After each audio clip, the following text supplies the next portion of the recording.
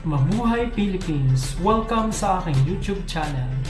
At ito na nga, ang pinag-uusapang powerhouse ng Asia, ang Indonesia. Talaga namang laban na laban ng mga taga-Indonesia dahil kiniklaim nila na sila na daw ang powerhouse pagdating sa pageantry. Kasi pinagmamalaki nila ang kanilang mga queens na nanalo. At syempre, pinagmamalaki nila yung queens na hindi naman kasali sa Big Four pageant. Alam naman natin na ang Big Four pageant ay ang Miss Universe, Miss International, Miss Earth, at Miss World. Syempre, nakasungkit ng corona itong si Indonesia nung way back 2016 sa Miss Grand International. Nakalaban lang naman si Nicole Cordobes, itong si Ariska Putri Pertiwi ng Indonesia. Talagang ang mga taga-Indo ay talagang nakikipaglaban na talagang sila daw ang powerhouse kasi nung nasungkit nila yung corona, talagang akala nila ay ibinibilang nila ang Miss Grand International sa Big Four pageant ay hindi naman talaga kasali. Hindi naman talaga kasali itong pageant ni Uncle Nawat sa Big Four pageant. At tingnan naman natin, ano naman kaya ang laban nito dahil sa advocacy na lamang. Hindi siya talaga ka Big Four pageant. Kasi yung kaniyang advocacy ay hindi tumutugma sa kanyang papageant. Yung Stop the War and Violence. Kaya nga itong mga taga-Indonesian beauties ay kiniklaim nila na ang Miss Grand International ay kasali sa Big Four pageant. At ito nga si Ariska Putri Pertiwi of Indonesia ang isa sa mga nakasungkit nito way back 2016 nga naman. So ayan si Miss Grand Indonesia we did it. Kasali siya yung nakasungkit ng Miss Grand International 2016 at laban nga lang naman sa first runner-up na si Philippines na si Nicole Cordobes. At syempre, ito yung pinagmamalaki ng mga taga-Indonesian na nakasungkit daw sila ng corona. Nakasungkit lang naman ng corona na hindi Big Four pageant ay kanilang inilalaban na talagang ang Indonesian daw ay talagang powerhouse na. Dagdag pa nito noong 2016 nang masungkit ng kanilang isa sa mga queens. Siyempre, ang alam naman natin ng Miss International ay kabilang sa Big Four pageant.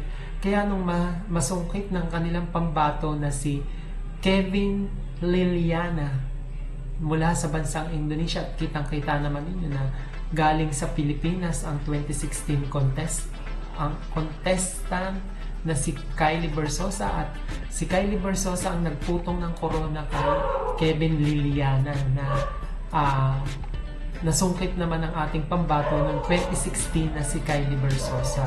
So yan yung Big Four pageant na sinasabi nila na ang Miss International ay kasali sa Big Four pageant. Kaya yung laban na laban sila na talagang kiniklaim nila na sila ay powerhouse sa Asia. Siyempre, hindi naman nila mapapantay ng Philippines. At isa pa rin naman mga kamabuhay fans ay nung manalo sila nito kamakailan lamang ng Miss Supranational Crown. At ito nga ito ang kanilang pambato na hindi may iyak-iyak pa na si Harashta Haifa Sara. Nanalo sa Miss Supranational 2024. Maraming nagtataas kilay at maraming nagkikibit balikat na hindi naman daw talaga maganda, at sinasabi rin nila na binili daw ng mga Indo ang corona ng supranational para mapag-ingay ang pageant na ito.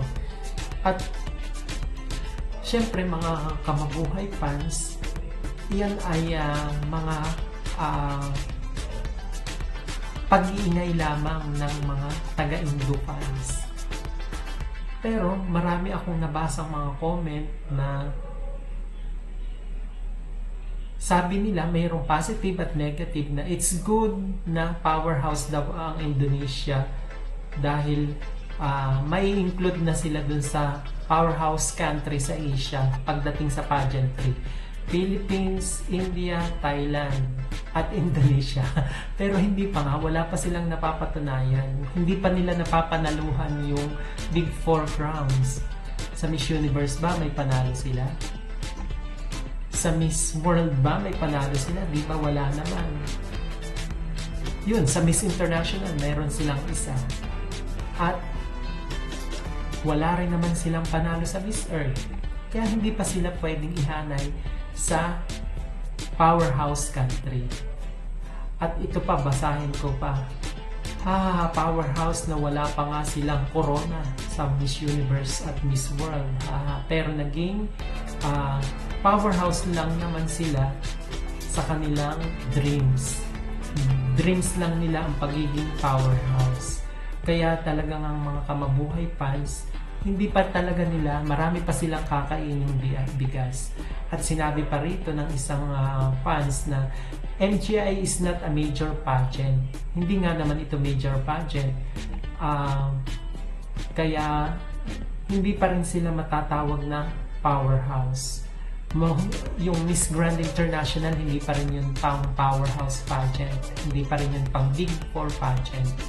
At syempre, hindi pa naman dinideclare ng Missology na ito ay powerhouse or Big Four pageant ang kanilang napanaluhang corona. Ang Supra, hindi pa rin yun. At ang Miss Grand International.